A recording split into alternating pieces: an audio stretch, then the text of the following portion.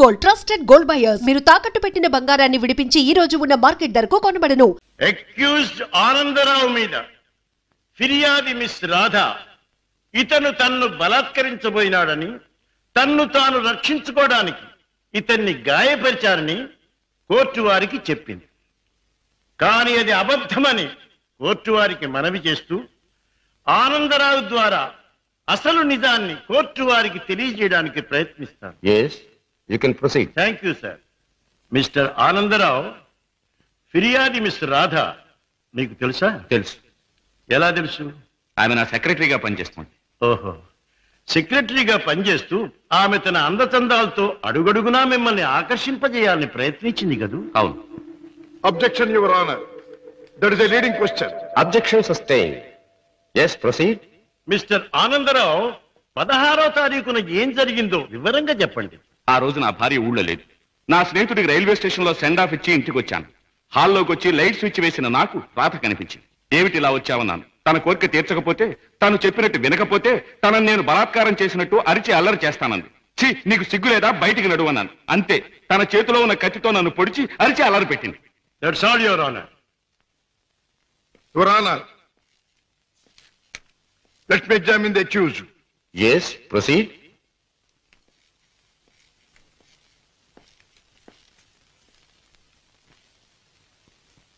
మీ పేరు? ఆనందరావు. గుడ్, అందమైన పేరు. ఇటువంటి మంచి పేరు పెట్టిన మీ తల్లిదండ్రులను అభినందించాలి. 16వ తేదీన మీరు మీ స్నేహితుడికి సెండ్ ఆఫ్ ఇవ్వడానికి స్టేషన్కి వెళ్ళారు. అవును. మీ స్నేహితుడి పేరు? అరుణగిరి ప్రసాద్. వెరీ గుడ్, ఇది అంతకంటే అందమైన పేరు. ఏ ట్రైన్కి పంపించి వచ్చారు? Hyderabad express. Hyderabad express, very good. మీ స్నేహితుడు కూడా మీలాగే భాగ్యవంతుడై ఉండాలి. Of course, is a millionaire. అయితే ఫస్ట్ క్లాస్ లో ట్రావెల్ చేసి ఉండాలి. ఎస్. మీరు స్టేషన్ నుంచి తిన్నగా ఇంటికి వెళ్ళారా, లేక చిన్నగా ఇంటికే వచ్చాను. కారులో? ఎస్. కారులో స్టేషన్ నుంచి ఇంటికి వెళ్ళడానికి ఎంత టైం పడుతుంది? మామూలుగా అయితే 10 minutes పడుతుంది. ఆ రోజు ట్రాఫిక్ ఎక్కువగా ఉండటం వల్ల బహుశా 15 to 20 minutes పట్టుండొచ్చు. That's all right. పోనీ 20 నిమిషాలు అనుకుందాం. ఓకే. ఎస్. తిన్నగా ఇంటికి వెళ్ళి మీరు హాల్లో లైట్ వేశారు. అవును. ఆ లైట్ వెలుగులో మిస్టర్ రాధాని మీరు చూచారు. Yes. Your honour, Hyderabad express ప్రతిరోజు సరిగ్గా సాయంత్రం 4:20 బయలుదేరుతుంది. ఆ 16వ తేదీని కూడా కరెక్ట్ టైంకే బయలుదేరిందని సాక్ష్యం ఇవ్వడానికి అరుగో స్టేషన్ మాస్టర్ గారు సిద్ధంగా ఉన్నారు. అంతేకాకుండా ఆ రోజు రిజర్వేషన్ చార్ట్ ప్రకారం ఫస్ట్ క్లాస్ లో అరుణగిరి ప్రసాద్ అనే వారెవరూ ప్రయాణం చేసి ఉండలేదని కూడా వారు చెబుతున్నారు. యువర్ ఆనర్, ఆనందరావు గారు సాయంత్రం 4:20 స్టేషన్ నుంచి బయలుదేరామంటున్నారు. ఒక్క 20 నిమిషాలకే ఇల్లు చేరామంటున్నారు.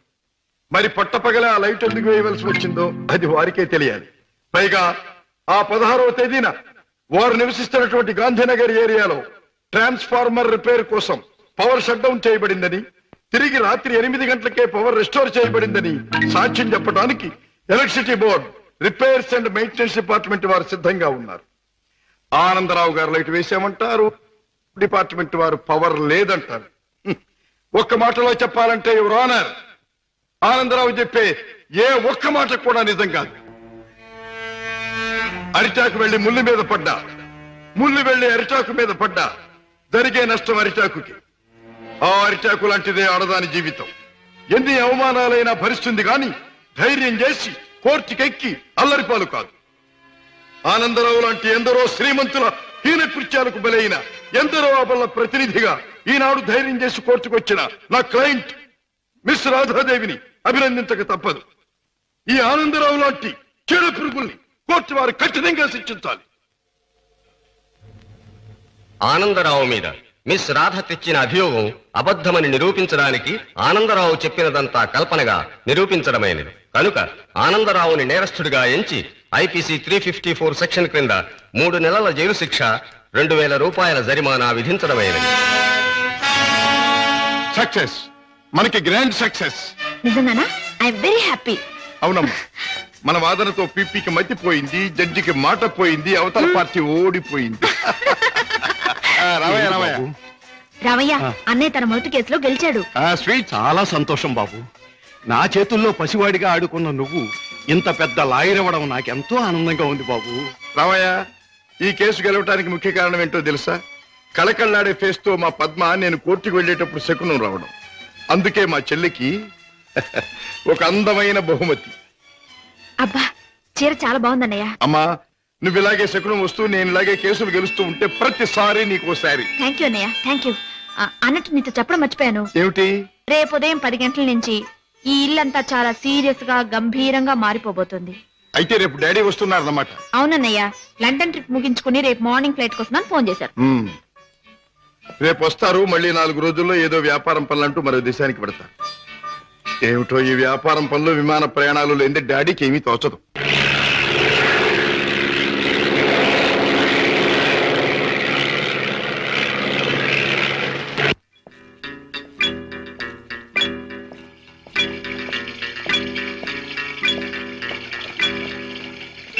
డాడ్ ప్రయాణం బాగా జరిగిందా? బాగానే సార్. ఏం ప్రాక్టీస్ ప్రారంభించావా? ఎస్ డాడీ, 10 రోజులైంది. పెద్ద బజారులో ఫ్లాట్ తీసుకుని ఆఫీస్ ఓపెన్ చేశాను. నేను ఫస్ట్ టేకప్ చేసిన కేసు నిన్న కోర్టులో బ్రహ్మాండంగా వాదించి గెలిచాను. అందరూ ఆశ్చర్యపోయారు. ఈ శశిభూషణ్ రావు కొడుకు ఓడిపోతే ఆశ్చర్యపడాలి. గెలవడం గొప్ప విశేషం ఏం కాదు. రాజా, ఒక్క కేసు గెలవడం కాదు, నువ్వు వేసే ప్రతి అడుగులోనూ విజయం ధ్వనించాలి. నువ్వు వెళ్లే ప్రతి దారిలోనూ సక్సెస్ మారుమోగాలి. That is my wish and ambition. Daddy breakfast వస్తారా? ఇప్పుడే కాదు, యూ క్యారీ ఆన్.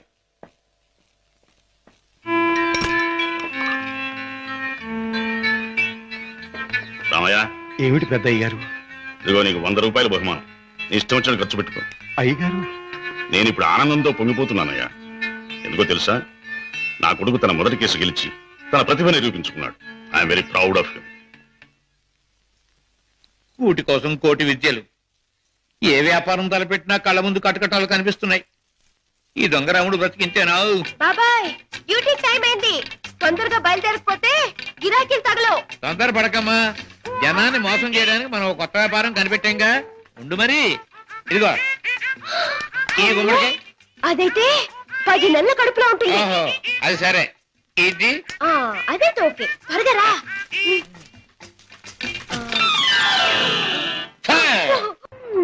మంచి గిరాకీ లాగుంది. అయ్యో కారాపడు బాబు, కారాపడు బాబు. ఏమిటమ్మా, ఏం కావాలి? అబ్బా నిండు నెలల మనిషిని బాబు. అబ్బా హాస్పిటల్ నుంచి వస్తున్నాను. 2 మైళ్ళ అవతల మా అయ్య నా కోసం కాసుకుని ఉంటాడు.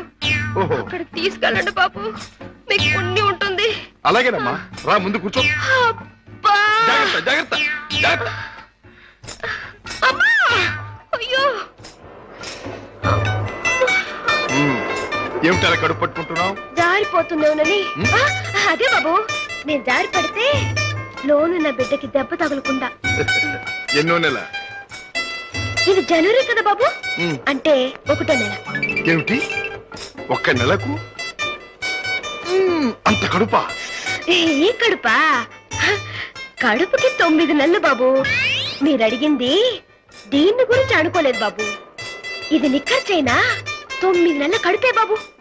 అది సరే, మీ ఆయన ఏం చేస్తుంటాడు? ఇదిగో ఇట్ట కడుపు చేస్తుంటాడు, ఆ పైన దేశాల పట్టు తిరుగుతుంటాడు. మొదలష్టపోడు. ఎందుకైనా అలా తిడతావు? చక్కగా గుమ్మడి పండు లాంటి బిడ్డలు. గుమ్మడి పండు అంటున్నారు, మీకెలా తెలుసు? చూస్తుంటే తెలవడంలా. ఏది ఏమైనా ముద్దుగా బొద్దుగా ఉండే బిడ్డలు కంటాను బాబు, కంటాను. అదిగో ఆ పక్కన ఆపండి, మా అయ్య అక్కడున్నాడు. ఓకే, ఇక్కడే ఇక్కడే. అయ్యా అమ్మా సీత, నా తల్లే. అయ్యా ఈయన అయ్యా, ఈ మనిషే. ఏ బాబు, నా కూతురు ఎంత దూరం తీసుకొచ్చింది నువ్వేనా నాయనా? నేనేనండి. బాబు నాయన ఇలా రండి బాబు, రండి బాబు, వినండి బాబు. నా కూతురు ఎంత దూరం తీసుకొచ్చిన పెద్ద మనిషి ఈయనేనంట. ఈ ఘనకారం చేసింది కూడా ఈయనేనంట. అయ్యో, ఇందులో ఘనకార్యం ఏముందండి? ఒంటరిగా ఆడపిల్ల కనిపిస్తే ఎవడైనా చేసే పని నేను చేశాను. వింటున్నారా బాబు, వింటున్నారా? అందరూ చేసే పనే నేను చేశానని నదులు మెదురు లేకుండా అంటున్నాడు. అమ్మో నాయనో బాబు. నన్ను నీ దగ్గర వదిలేసి తన దారిని తను పోతానంటున్నాడు అయ్యా. అవునండి, మీ అమ్మాయిని మీకు అప్పగించాను, ఇక పోతాను. అయ్యో అయ్యో అయ్యో, అదేమిటయ్యా? దాని మొహం చూస్తే దానికి వెళ్ళడంలే, దాని కడుపు చూస్తే నీ గుండె మదలవడంలే. ఉరుటి ఖర్చు నేను ఒక 500 రూపాయలైనా 1000 రూపాయలైనా ఇచ్చి వెళ్ళాలని అనిపించట్లేదు. ఇదేమిటండి, నాకేంటి అవసరం? నేను ఎందుకు ఇవ్వాలి? వింటున్నారా బాబు, వింటున్నారా? దాని ఎంతవరకు తీసుకొచ్చింది తానేనంటున్నాడు. ఈ ఘనకారం చేసింది కూడా తానేనంటున్నాడు. ఇప్పుడు నా దగ్గర వదిలేసి పోతానంటున్నాడు. పురుటి ఖర్చులకు కూడా ఏమి ఇవ్వనంట బాబు. దీన్ని తల్లిని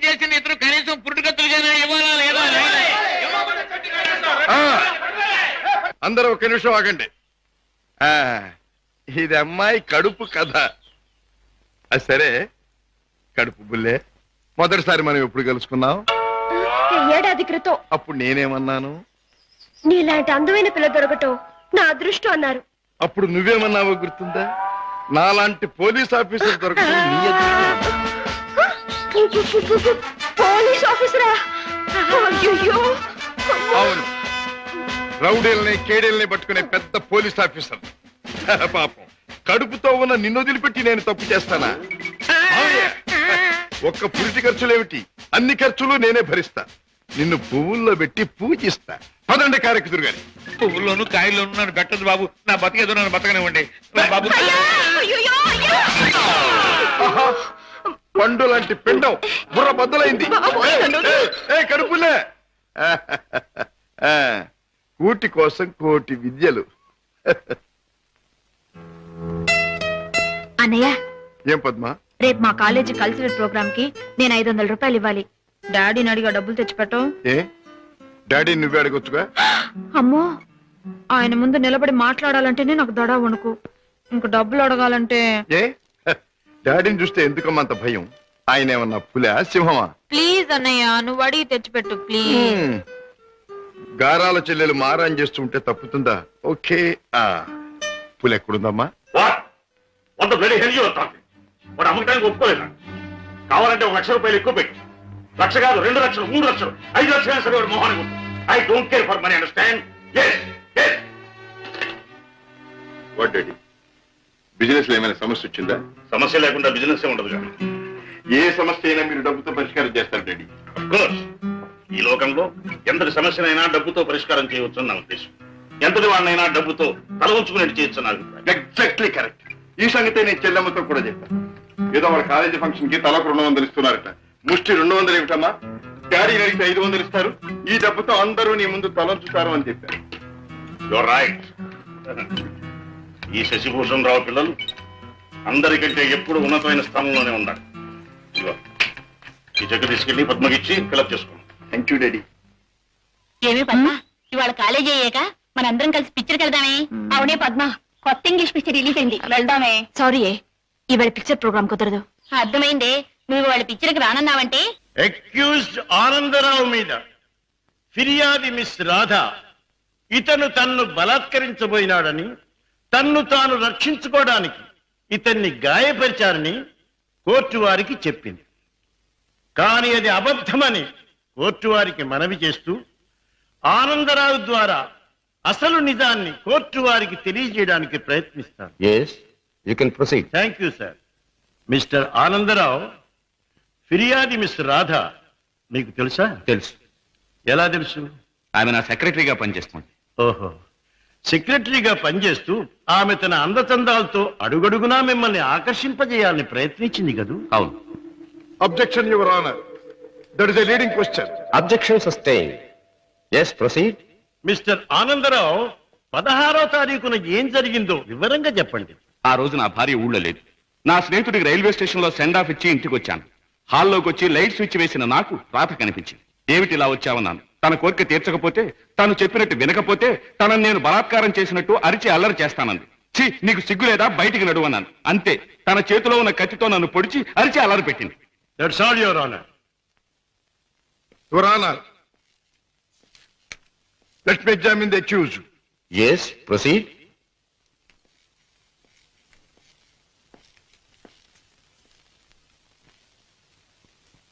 మీ పేరు? ఆనందరావు. గుడ్, అందమైన పేరు. ఇటువంటి మంచి పేరు పెట్టిన మీ తల్లిదండ్రులను అభినందించాలి. 16వ తేదీన మీరు మీ స్నేహితుడికి సెండ్ ఆఫ్ ఇవ్వడానికి స్టేషన్కి వెళ్ళారు. అవును. మీ స్నేహితుడి పేరు? అరుణగిరి ప్రసాద్. వెరీ గుడ్, ఇది అంతకంటే అందమైన పేరు. ఏ ట్రైన్ కి పంపించొచ్చారు? Hyderabad express. Hyderabad express, very good. మీ స్నేహితుడు కూడా మీలాగే భాగ్యవంతుడై ఉండాలి. Of course, is a millionaire. అయితే ఫస్ట్ క్లాస్ లో ట్రావెల్ చేసి ఉండాలి. ఎస్.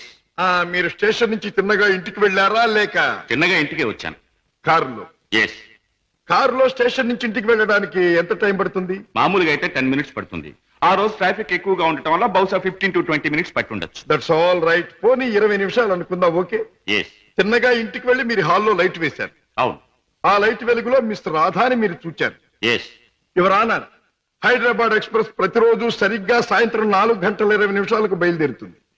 ఆ 16వ తేదీని కూడా కరెక్ట్ టైంకే బయలుదేరిందని సాక్ష్యం ఇవ్వటానికి అరుగో స్టేషన్ మాస్టర్ గారు సిద్ధంగా ఉన్నారు. అంతేకాకుండా ఆ రోజు రిజర్వేషన్ చార్ట్ ప్రకారం ఫస్ట్ క్లాస్ లో అరుణగిరి ప్రసాద్ అనే వారెవరూ ప్రయాణం చేసి ఉండలేదని కూడా వారు చెబుతున్నారు. యువర్ ఆనర్, ఆనందరావు గారు సాయంత్రం 4:20 స్టేషన్ నుంచి బయలుదేరామంటున్నారు. ఒక్క 20 నిమిషాలకే ఇల్లు చేరామంటున్నారు. మరి పట్టపగల ఆ లైట్ ఎందుకు వేయవలసి వచ్చిందో అది వారికే తెలియాలి. పైగా ఆ 16వ తేదీన వారు నివసిస్తున్నటువంటి గాంధీనగర్ ఏరియాలో ట్రాన్స్ఫార్మర్ రిపేర్ కోసం పవర్ షట్ డౌన్ చేయబడిందని, తిరిగి రాత్రి 8 గంటలకే పవర్ రెస్టోర్ చేయబడిందని సాక్ష్యం చెప్పడానికి electricity board, repairs and maintenance department వారు సిద్ధంగా ఉన్నారు. ఆనందరావు గారు లైట్ వేసామంటారు, డిపార్ట్మెంట్ వారు పవర్ లేదంటారు. ఒక్క మాటలో చెప్పాలంటే యువర్ ఆనర్, ఆనందరావు చెప్పే ఏ ఒక్క మాట కూడా నిజం కాదు. అరిటాకు వెళ్లి ముళ్ళు మీద పడ్డా, ముళ్ళు వెళ్లి అరిటాకు మీద పడ్డా జరిగే నష్టం అరిటాకుకి. ఆ అరిటాకు లాంటిదే ఆడదాని జీవితం. ఎన్ని అవమానాలైనా భరిస్తుంది గాని ధైర్యం చేసి కోర్టుకెక్కి అల్లరిపాలు కాదు.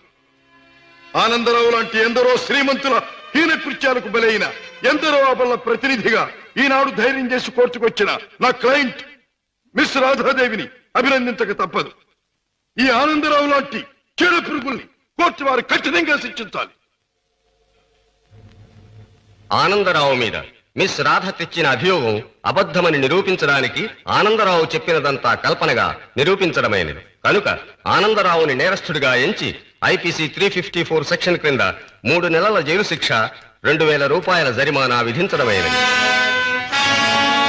సక్సెస్, మనకి గ్రాండ్ సక్సెస్. నిజంగానా? I'm very happy. అవునమ్మా, మన వాదనతో పీపీకి మతిపోయింది, జడ్జికి మాట పోయింది, అవతల పార్టీ ఓడిపోయింది. రామయ్య, అన్నయ్య తన మొదటి కేసులో గెలిచాడు. స్వీట్, చాలా సంతోషం బాబు. నా చేతుల్లో పసివాడిగా ఆడుకున్న నువ్వు ఇంత పెద్ద లాయర్ అవ్వడం నాకెంతో ఆనందంగా ఉంది బాబు. రామయ్య, ఈ కేసు గెలవటానికి ముఖ్య కారణం ఏంటో తెలుసా? కళకళ్ళాడే ఫేస్ తో మా పద్మ నేను కోర్టుకు వెళ్లేటప్పుడు శకునం రావడం. అందుకే మా చెల్లికి ఒక అందమైన బహుమతి. అబ్బా, చీర చాలా బాగుందన్నయ్య. అమ్మా, నువ్వు ఇలాగే శకునం వస్తూ నేను ఇలాగే కేసులు గెలుస్తూ ఉంటే ప్రతిసారి నీకు ఒకసారి. థ్యాంక్ యూ అన్నయ్య, థ్యాంక్ యూ. అన్నట్టు నీతో చెప్పడం మర్చిపోయాను. ఏమిటి? రేపు ఉదయం 10 గంటల నుంచి ఈ ఇల్లంతా చాలా సీరియస్ గా గంభీరంగా మారిపోబోతుంది. అయితే రేపు డాడీ వస్తున్నారన్నమాట. అవునన్నయ్య, లండన్ ట్రిప్ ముగించుకుని రేపు మార్నింగ్ ఫ్లైట్ కోసం ఫోన్ చేశారు. రేపు వస్తారు. మళ్ళీ 4 రోజుల్లో ఏదో వ్యాపారం పనులంటూ మరో దేశానికి పెడతారు. ఏమిటో ఈ వ్యాపారం పనులు, విమాన ప్రయాణాలు లేని డాడీకి ఏమీ తోచదు.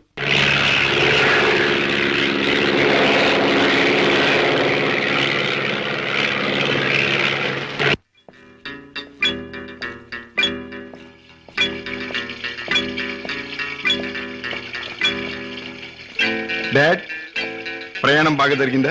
బాగానే సార్. ఏం ప్రాక్టీస్ ప్రారంభించావా? ఎస్ డాడీ, 10 రోజులైంది.